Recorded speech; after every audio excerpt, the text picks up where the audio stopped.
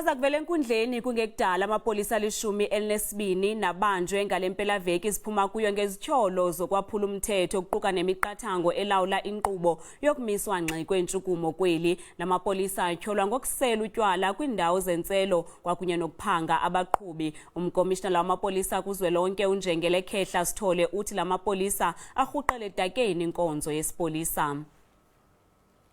Amapolisa bambe ugxa babo kwiziganeko ezintathu ezahlukeneyo. Lamapolisa abanjiweyo atyholwa ngokutyeshela imiqathango yokumiswa ngxi kweentshukumo zabantu kweli kwaye abandakanyeka kwizenzo zorhwaphilizo. In the Free State, where five police officers were arrested for allegedly drinking at a tavern on the Friday. When police responded to that complaint, the five police officers are alleged to have escaped initially. And then on Saturday they reported for duty, and then they were subsequently arrested. But I think the downside of that was there were pictures taken of those police officers being arrested and posted on the social media. And then there was another very unfortunate incident on the N12 during a roadblock where one of the motorists alleged that money was stolen from the vehicle.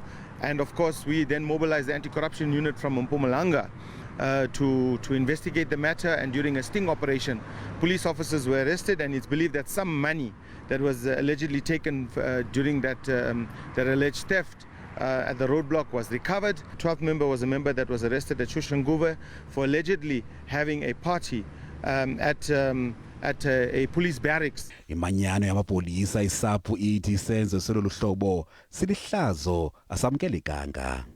SAPO is disturbed by the conduct of some of our own.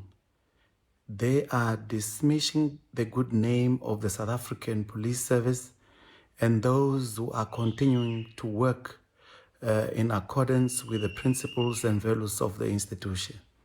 Their conduct is unbecoming, and the police management should make sure that this is brought to the required standard by applying the applicable regulations. Langona kunjalo lenkonzo isipolisa ithi uninzi lwamalungu ayo enza umsebenzi oncomekayo kodwa yavuma ukuba bakhona obholele ecaleni. Nobody is above the law, but more importantly that police officers too can see that should they transgress in any form or manner, that action will be taken against them as well. Lamapolisa abanjiweyo ajongene nezityholo zokuphazamisana nengalo yomthetho, urhwaphilizo kwakunye nokutyeshela imiqathango yokumiswa ngxi kweentshukumo.